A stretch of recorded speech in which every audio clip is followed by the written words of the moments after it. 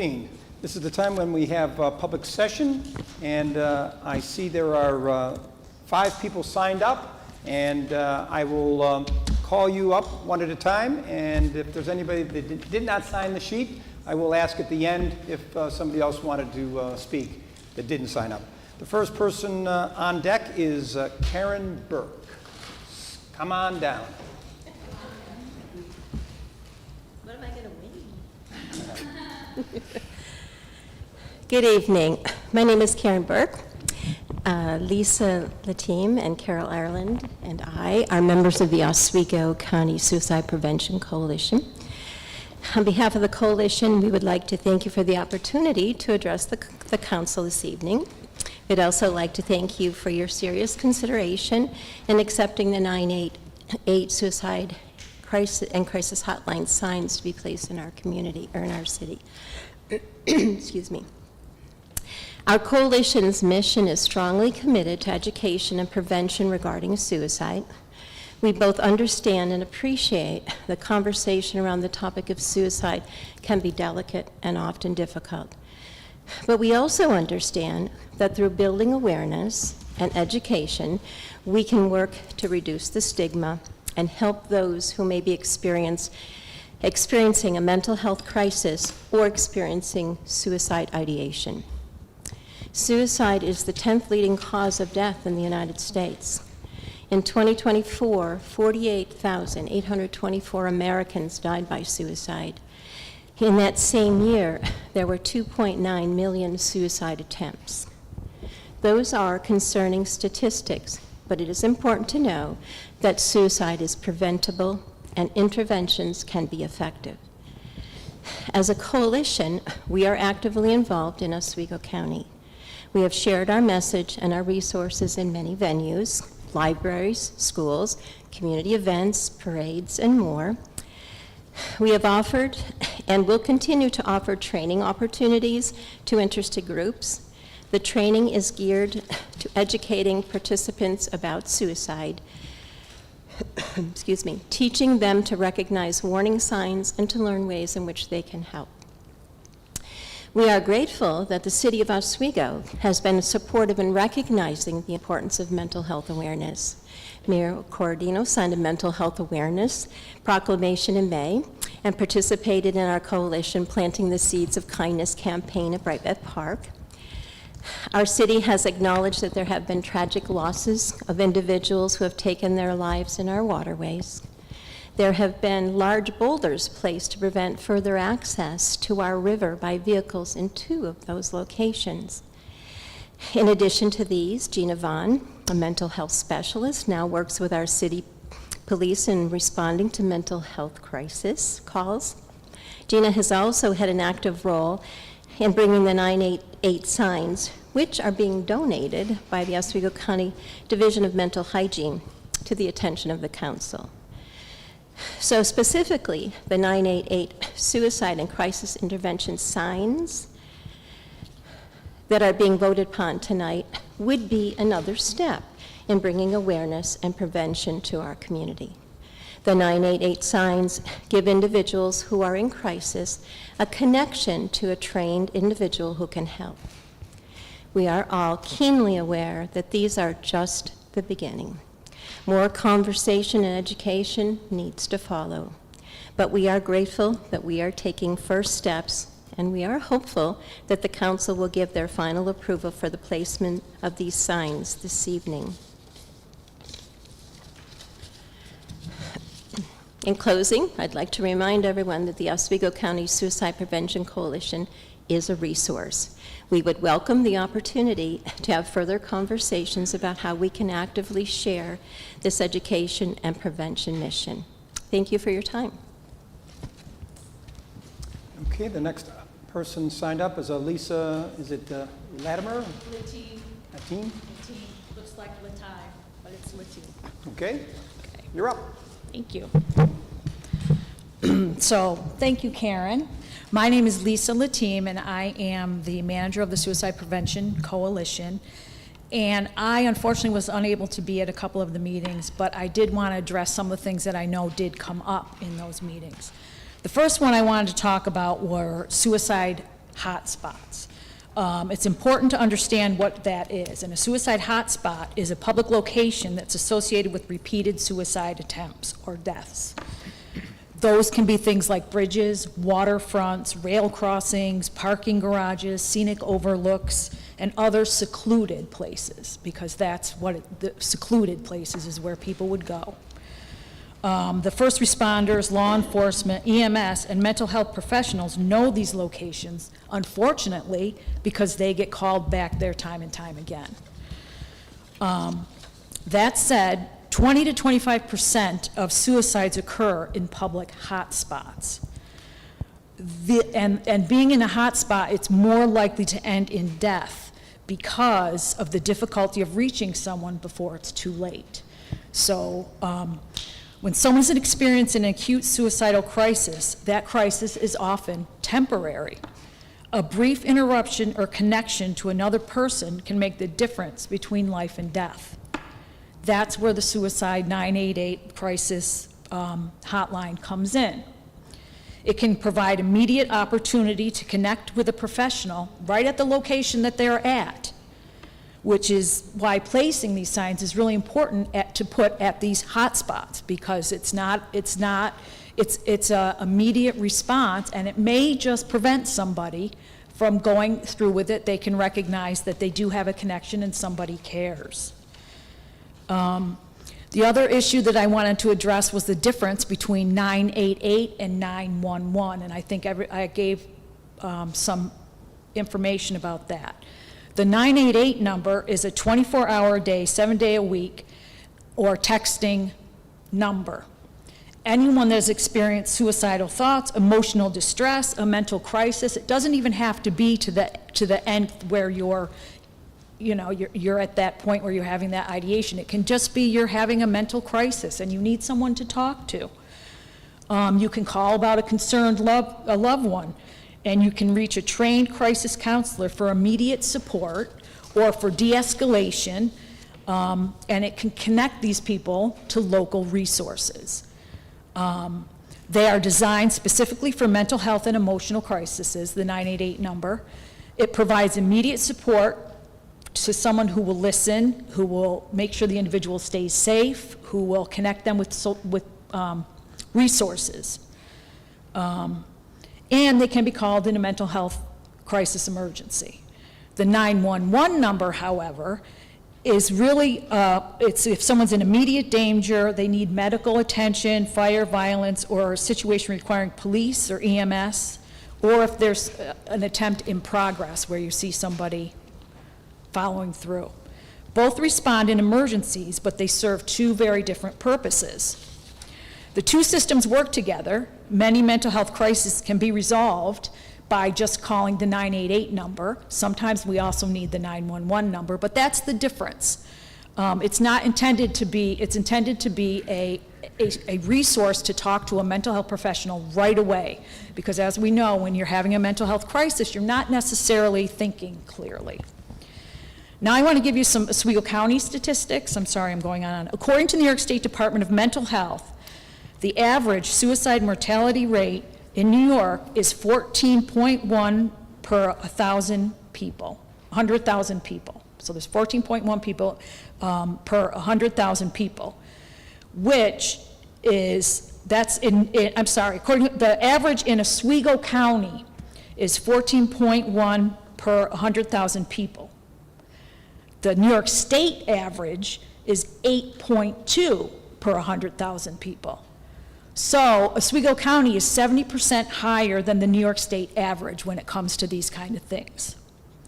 Also, that means that the New York State Department of Health says it's roughly in the top quarter of the New York counties for suicide mortality. That's an issue. That's an Oswego County issue.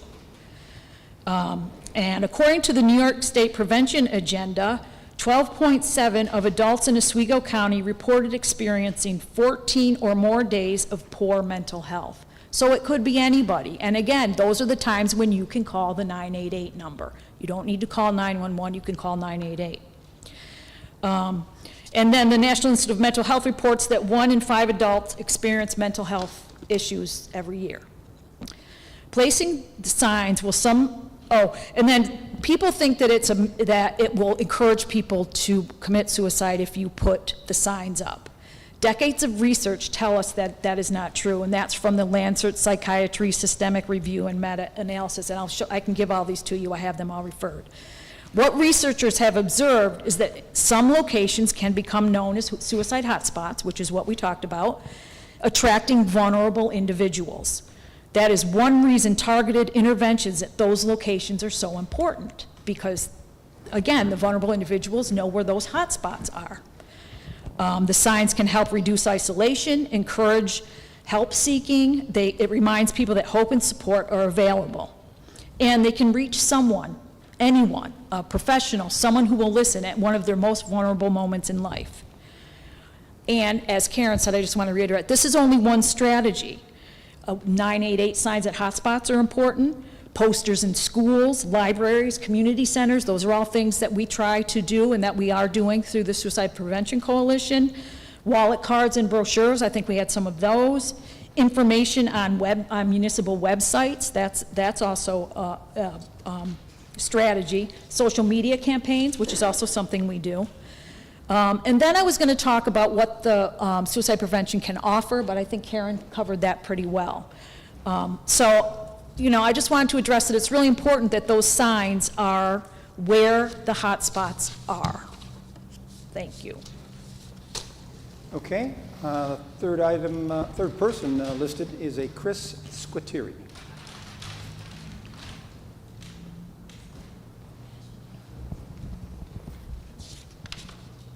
Sora Lakes from Harbor Fest this weekend. I'll make it quick. I don't have notes, but you guys are all probably happy about that. Just a quick support for these signs. I didn't know too much about the signs. Obviously, I was aware of suicide prevention. 35 years as a cop, I can tell you I've been on both sides of the spectrum. I've been on the calls where the person didn't get help and he took his life or her life. We've been on the calls where these same individuals in their mindset, they want to leave, they want to commit suicide, but they don't want to leave their families and they don't want to leave their children. So I'll tell you, I've seen both sides. I've seen that as well. So I think the council's done their job. You guys have debated this for a while. You brought some good points up last week at your meetings, but I think it's time we just have to stop, take the first step, get these signs up. Last weekend it was brought up different locations for signs. We can do that. We can do that down the line. We can decide what the best places are. Right now, you ask the experts, they gave you your opinion. You ask the police, the fire chief, they gave you their opinion. You asked our division heads, they gave you the proper decision. So let's make this happen. Let's put these initial 10 signs up. It's a nationally backed program.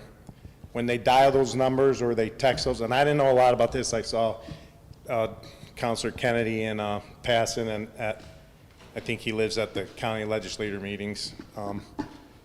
Asked him what this program was about. Of course, he gave me 17 different resources I could go to, so I looked it up. Just one call in these centers goes through a call-in house of over 200 locations, which means they have the resources to do this next step. We don't. Okay, so for us to piggyback and to get on this program, now's the time to do it. I've gone through Fulton, I've seen the signs there. Be honest with you, I didn't quite pay attention to the signs until these debates started, but they're noticeable.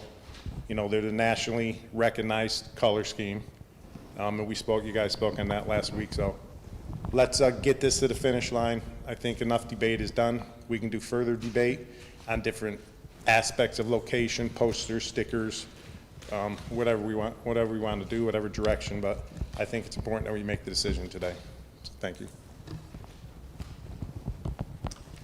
All right, the next person signed up is Carol Thompson.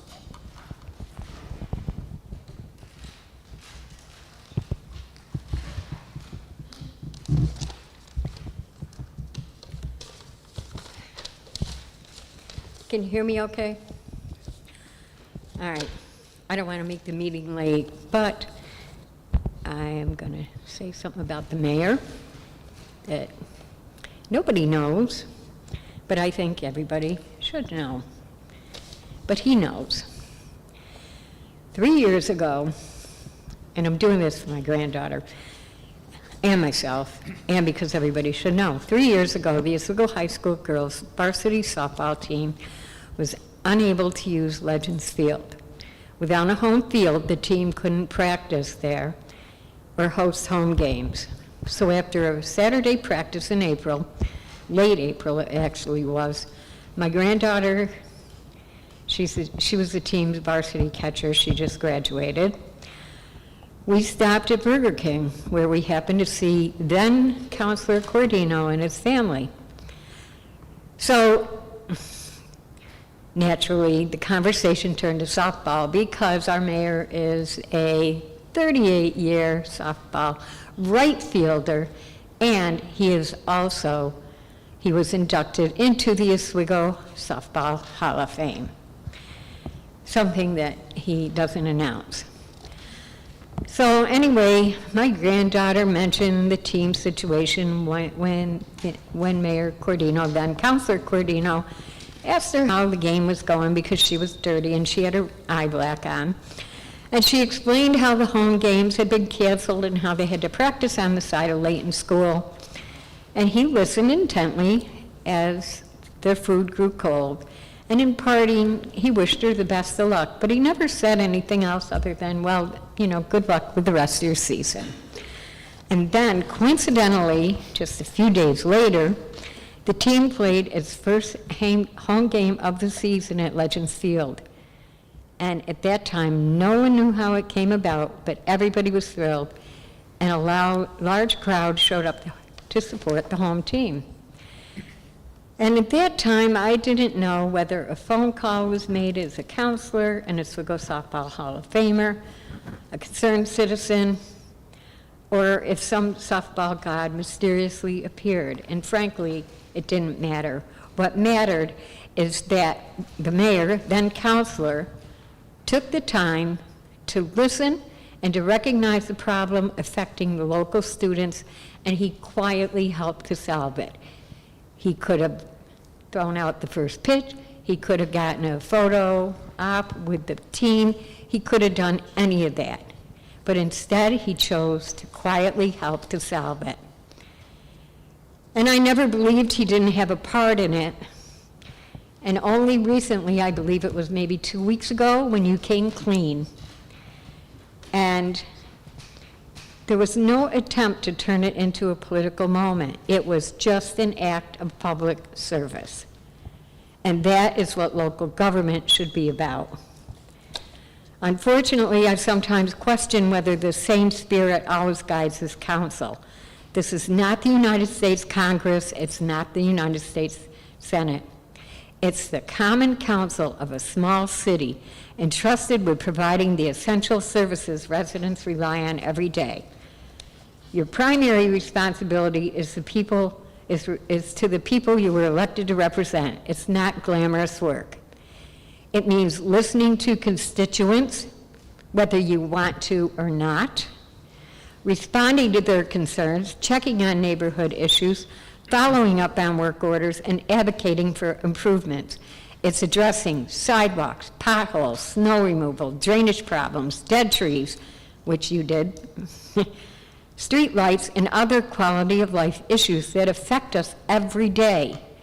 It also means exercising sound fiscal oversight, making informed policy decisions, and ensuring that local government remains accountable to the very people it serves. It doesn't mean assuming responsibilities that belong to other levels of government. A government that acts outside the bounds of its legal authority not only undermines public confidence, but also exposes taxpayers to unnecessary and potentially costly litigation. Since the beginning of the year, there seems to be confusion about the proper role of the Human Services Committee. Now, I've been in this chambers for over almost 30 years at that table as a member of the press. And it was created to address issues that were common in an earlier era. Over time, many of those responsibilities were eliminated, addressed through changes in laws and regulation, or assumed by other city committees and other levels of government. There was even discussion at one time about whether that committee should even remain in existence. Some of the issues the committee addressed were the Consumer Protection Code, peddler laws banning skateboards on city property, playground safety, which included removing the jungle gym and the maypole, constructing a youth center, and constructing a concession stand at the former ball fields. It also addressed pornography and public newsstands. So if the mayor believes the committee should assume its additional responsibilities, it's him who will make the changes openly and clearly, so both the council and the public understand the committee's intended role. You are now 7 months into your term, and what have you accomplished to reduce taxes, increase revenue, or improve the city's financial position? Many residents, myself included, would like to know how much our sewer bills will increase and what happened to the bed tax. By now, the bed tax could have been approved by the state with additional revenue already benefiting the city. Instead, this council has devoted its time to matters that should have never become controversy, such as allowing the Sheriff's Marine Patrol to purchase fuel at cost. That arrangement is far less expensive than creating and operating a city marine patrol. And meanwhile, the Sheriff's Office patrols our waterways during Harbor Fest, Paddle Fest, and whenever we need them. And they don't charge us anything. You continue debating changes to the city charter, even after the city attorney advised that the charter is already gender neutral. When the legal advice of the city's own attorney is set aside because it conflicts with the councilor's preferred outcome, why are we paying him to be here? The role of government is not to favor particular viewpoints or constituencies. Its duty is to administer the law impartially, protect the rights of all citizens equally, and ensure that no individual or group receives preferential treatment at the expense of others. Too often, it seems personal agendas are taking priority over the work you were elected to do. Take a cue from the mayor. Serve the people quietly, thoroughly, and with dignity and respect. Put politics aside, focus on the city's core responsibilities, and remember who you work for. If you can't do that, then perhaps these chambers are not where you belong. Thank you. The last person signed up is Carol Ireland.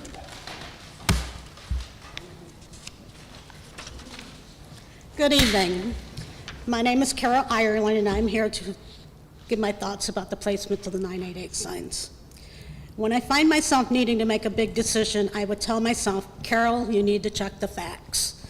I sometimes have to remind myself to take the emotions out of it, as we know emotions can make us think in other ways.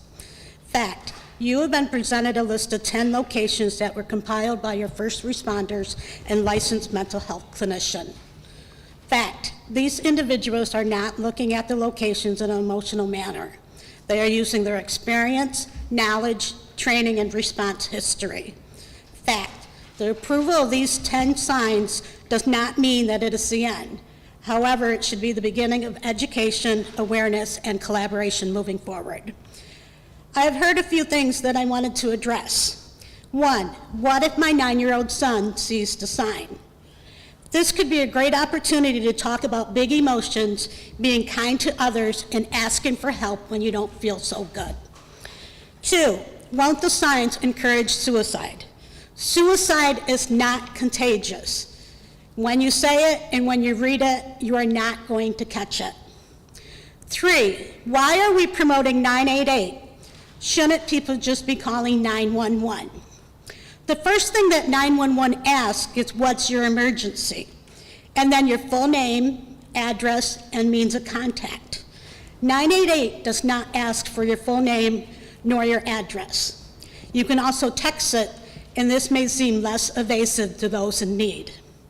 Many in the suicidal mindset may not see or feel that they are in an emergency, as they have made peace with the decision that they are making. They may also feel that they don't need help, but just someone to talk to. Now you may wonder why I'm so invested in the placement of these signs. Having a college degree, happily married for 38 years, my husband might say no, 2 grown successful sons, stably housed, middle-class family, employed in the same job for 13 years, program manager and supervisor at OCO, volunteer and advocate in the community, and even having that black Labrador retriever dog. I'm living the perfect American dream, or am I? Yes, I am a person who is labeled as a person with a serious mental illness. In fact, I have many mental health diagnoses that I would not ask for nor share with anyone. In the past 5 years, on any medical records, discharge papers, etc., there are 2 other words that show up on these papers. 2 words that are not recognized in the DSM-5 Manual of Mental Health Diagnosis. Those 2 words are suicidal ideation. I have been told that there is a high possibility that I will be dealing with this for the rest of my life. This despite minimum 2 therapy sessions a week, 2 hours of DBT group, medication trials, taking my medication, inpatient stays, doing my homework, using my support, both personal and the community. I'm doing everything that is asked and recommended to me, and yet here I am. What does it mean? It means that on any given day, any given time, any given location, that I may have those deep, dark thoughts of ending my life. It means that while I may appear happy on the outside, on the inside I may not be. It means that something must trigger that suicidal thought is not the norm for me. It means that I have to stay aware of my thoughts where they are at. It means that while many days I can be okay, some days I am not. It means that myself, my mental health professionals, and those in my life spend vast amounts of time working on keeping me safe. This is my life, but it does not define me. I don't tell you this for sympathy, to panic you, or to make others worries about me. I tell it to help educate and bring awareness to the mindset that someone can be in when thinking about ending their life. As I listened to the meeting last week and heard the 10 locations that are being recommended by your professionals, I found myself nodding. Nodding because I can say that I have physically visited 6 of those locations thinking about ending my life. There was only 1 location on that list that I had never visited or thought about ending my life at. That's my reality. When I am in that place of feeling inches away from ending my life, I'm not looking at going to the fire department, the hospital, or the police station, because I do not want to be saved. I do not want to be helped, and if I'm at those locations, I know chances are someone's going to save me from my thoughts and my intentions. I have already answered the question that I need and what I need to do to feel better. I want to be in a place where I can end my life and no one can save me. You have to remember I'm in this place in my mind where I am feeling like nothing matters, feeling like so many would be better off without me, feeling that I am a burden, feeling that I have no way out, no way to see a light, feeling tired, frustrated, and angry for the way that I am, feeling it is really time to end all of those thoughts and make it happen, feeling that that will bring me relief. This is where my suicidal ideation takes me. This is my experience. And as a member of the National Alliance on Mental Illness, Liberty Resources Consumer Advisory Board, Oswego County Suicide Prevention Coalition, and my provisional New York State Certified Mental Health Peer credential, I am more than aware that not everybody has the same journey. To some, these may just be signs. For others, they may be a lifeline, a reminder of a resource that they can use. Every day when I drive to work, I drive over the Oneida Street Bridge in Fulton. Every day, I make eye contact with one of those signs. Every day, this is a reminder that maybe today will be okay. Maybe today I won't need this resource. But every day, I know it is there for me. I also know that the first 10 locations that have been presented to you for approval by your professionals, all make sense to someone like me, someone who has been there both mentally and physically. They don't have to make sense to everyone, and they never will. They make sense to your first responders and licensed mental health clinician, and that should be enough. Tonight, this is only step one, and you have that ability to take that very important step. Thank you. All right, as I said, that was the last person who had signed up. Is there anybody else that would like to speak that hadn't signed up? Yes. Just state your name. At the microphone. Oh, I thought I was just loud enough. My name is Regina Vaughn, and I'm here as a community member. I just wanted to say a couple things. I'm really, really proud and thankful for the people that showed up today and shared not only their professional experiences, but also their personal journeys, because I do know that that takes a lot of courage to be really, really vulnerable and share things that sometimes we don't always share with everybody in the community, but maybe just the people we feel safest with, our therapists, our friends, mobile crisis, and maybe our spouses. So thank you guys all for coming and sharing your stories and being in a really vulnerable place. I also wanted to speak about the Common Council in general. Protecting public health is a fundamental responsibility of our city's Common Council, and mental health is a public health issue. And it has, in the work I have done since COVID, it is more prevalent. And maybe that's just because people are more comfortable talking about it. Maybe it's always existed. Maybe it's getting worse, right? I don't know those numbers and statistics, but I think that having the conversations is going to be the place that we start. And that's what the intention of these signs are, is to be able to offer that visual reminder that there are people out there that we can speak to in places where we feel alone, and maybe we are alone, that there is someone at the end of that phone number or that text that that you can connect with. And connection is one of the single most factors that's going to improve someone's long-term health outcomes, is connection. Even if it's one person that you're connected with, one person that you can count on.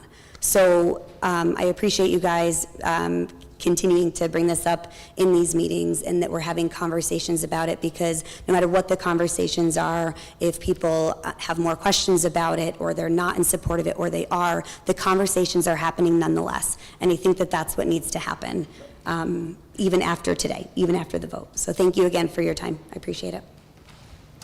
All right, is there anybody else? If not, we'll begin the meeting right now. I'll end public session.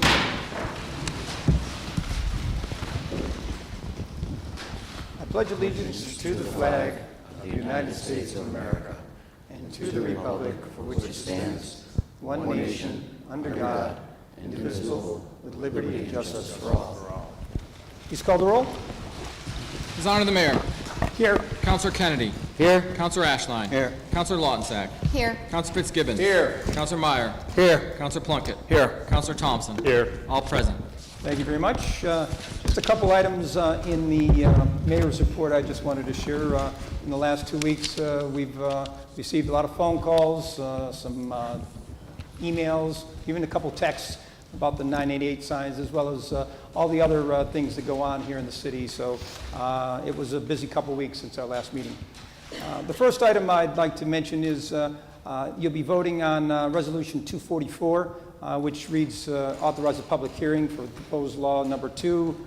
I just wanted to clear up something that was stated at the committee meeting the other day, well, actually last Monday. There is a little confusion. First of all, this is just a vote tonight to authorize the public hearing. We're not authorizing a 2% cap or overriding a cap. It's just to authorize the meeting, which is on August 10th at 7:10 right here. So first of all, that's all that is for. And again, there's there's a misconception. There is the state cap of 2%, but there's also a city cap of 5%. So that's where the confusion comes in, that the state cap, and it says quite clearly that a local law authorizing property tax levy in excess of the limit, and the limit is 2%. So that is a state law, and since I've been here, which is 10, 11 years, we've always voted this. And for example, we didn't use it in the 2026 budget because we had a zero tax increase, but we basically have to do it just in case. The budget for 2027 is still being worked on, and we don't know what the outcome is at this point. So just authorizing the meeting is important just in cases. I'm sure Councilor in the 4th Ward would appreciate this comment. It's like insurance. Just being careful and making sure that we're covered. So I just wanted to point that out about Resolution 244.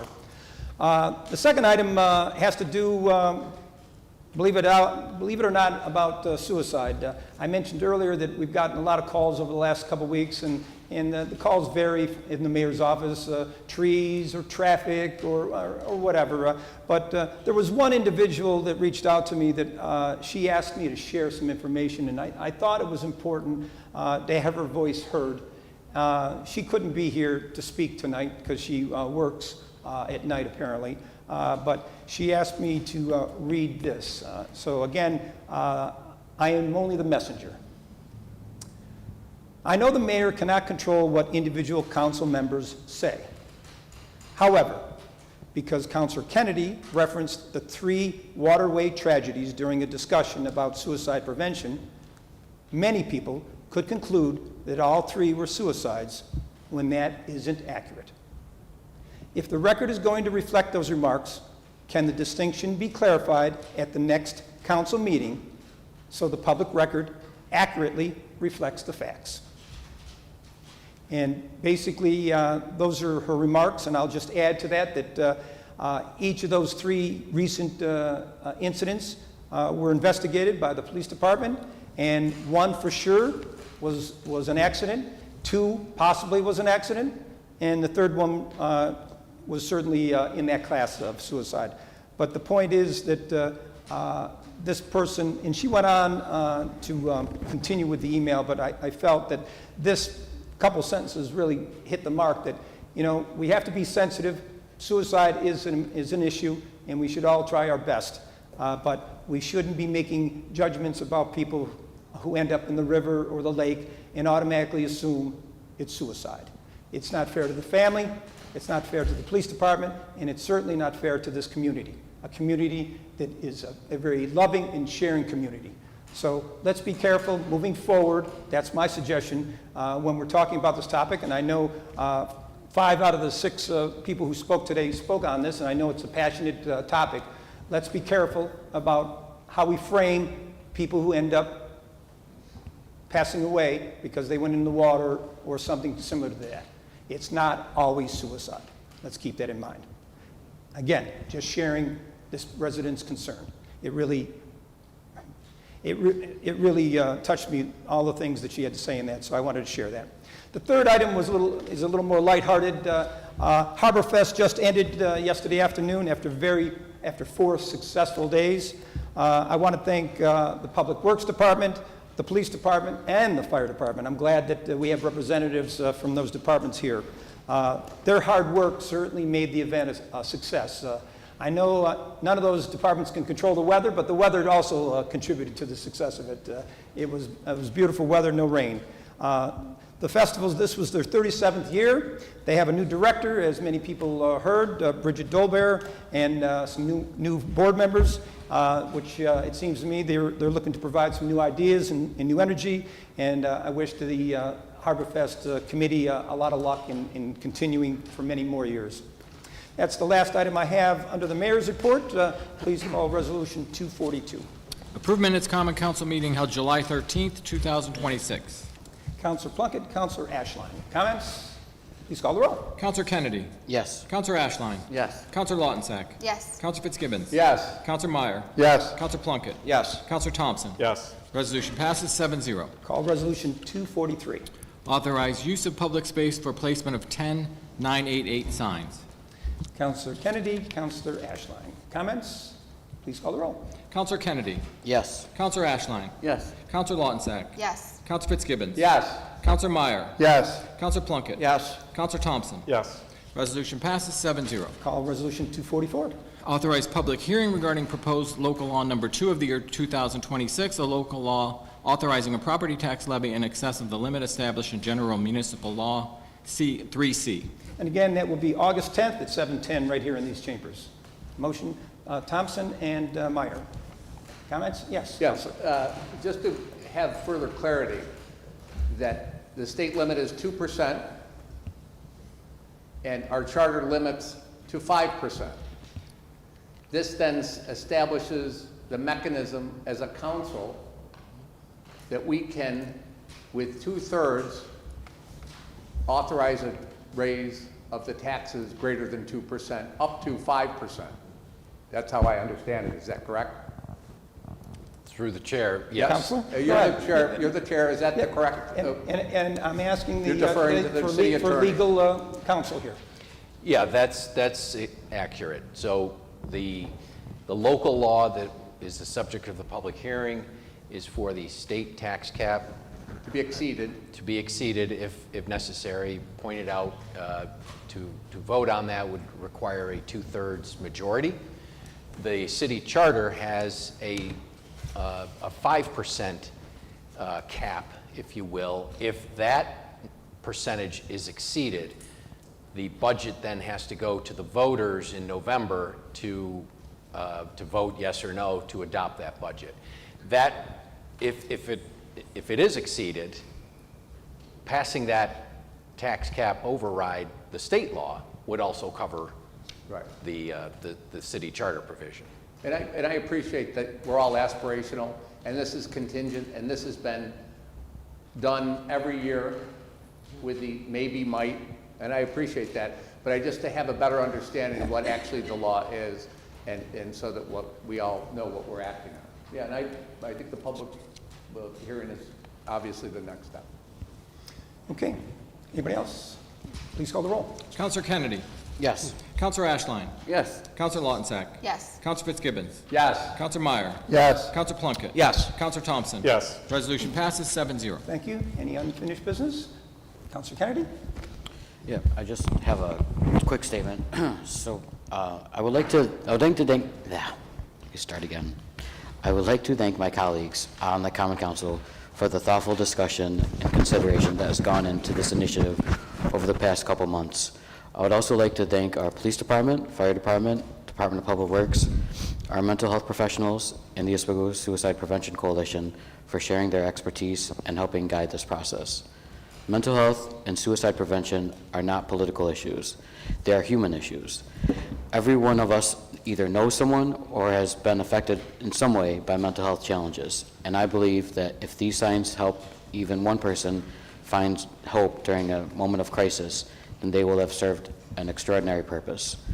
I also want to acknowledge everyone in our community who took the time to share their thoughts throughout this process, including those who have raised questions or expressed concerns. Public engagement is an important part of good government, and while we may not always agree on every detail, these conversations challenged us to think carefully about this initiative and ultimately strengthened it. Tonight's vote is not the end of this conversation, and in many ways, it is only the beginning. As we move forward, I hope we continue looking for opportunities to expand mental health awareness, reduce the stigma surrounding suicide, and evaluate whether additional locations throughout our city could benefit from access to the 988 Lifeline. Mental health does not exist in just one neighborhood, one park, or one bridge. If this initiative proves successful, I hope we will continue building upon it so that these life-saving resource reaches so many people as possible. If tonight's vote saves one life, it will have been worth every meeting, every email, every difficult conversation, and every moment we spent discussing it. Finally, I want every resident of the city of Oswego to know this. Asking for help is a sign of strength, not weakness. If you are struggling, you matter. Your life has value. There are people who care about you, and there is hope. Thank you. Okay. Anybody else? Seeing none, can I have a motion to adjourn? Counselor Plunkett, Counselor Meyer. Please call the roll. Counselor Kennedy? Yes. Counselor Ashline? Yes. Counselor Lautensack? Yes. Counselor Fitzgibbons? Yes. Counselor Meyer? Yes. Counselor Plunkett? Yes. Counselor Thompson? Yes. Resolution passes 7-0. Meeting is ended. Drive home safely.